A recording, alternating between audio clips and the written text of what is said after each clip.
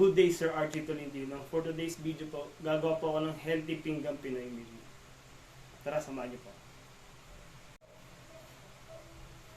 So, for today's video po, sisimulan ko na po ang aking pagluluto. But, ang aking iluluto is, hindi kakaiba siya sa karaniwan dahil ang aking iluluto is Century Tuna Can.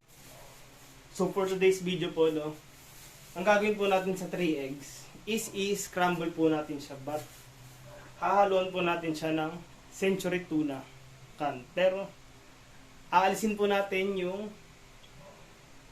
oil sa loob neto, but ititira lang po natin is yung tuna.